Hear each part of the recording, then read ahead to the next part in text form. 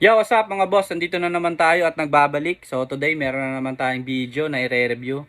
Eto, maraming nag-judge dito sa tao na to, no? Marami yung mga nagagaling-galingan at saka mga piling veterano pagdating sa pagiging service crew. So tignan natin kung ano yung ginawa ni Kuya. Let's go!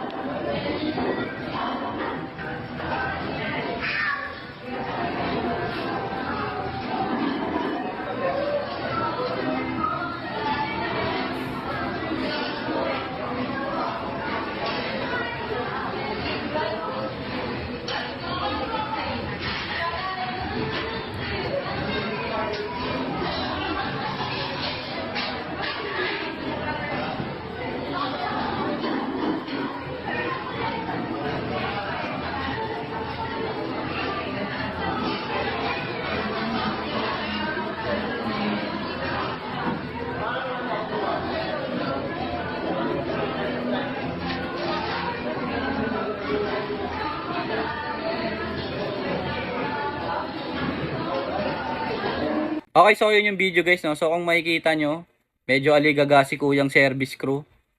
At saka sa mga veteranong dining staff dyan, alam nyo na mali yung ginagawa ni Kuya na takbo siya ng takbo. Hindi niya ina-analyze yung dining, di ba? Ang mga veteranong dining staff ay hindi ganyang gumalaw, hindi tumatakbo, hindi nalilito, hindi aligaga. Okay, kaya yung mga veteranong dining staff dyan, wag nyo nang i-judge si Kuya. Kasi alam naman natin yung galawan kung paano gumalaw ang isang veteranong dining crew. At saka base dun sa video guys, napakadami pang table na bakante. So ibig sabihin, hindi mo kailangan magbus ng magbus. Antayin mong ma-occupy yung mga ibang table na bakante. Tsaka mo ibus yung mga remaining table na makalat pa.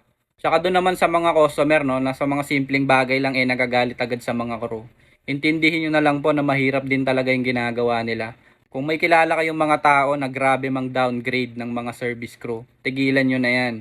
Huwag nyo sanang maliitin yung pagiging service crew, no. So dito naman kay Kuyang nagda-dining, okay lang yung ginagawa mo. Ang payo ko lang sa'yo, huwag kang malito, huwag kang takbo ng takbo. So ang gagawin mo lang, hayaan mo silang i-occupy yung mga bakanting table. Tsaka mo sabay-sabay ibas lahat ng maduduming table. So ganun dapat yon, hindi yung paisa-isa ka. Magbabas ka dito, pupunta ka sa counter.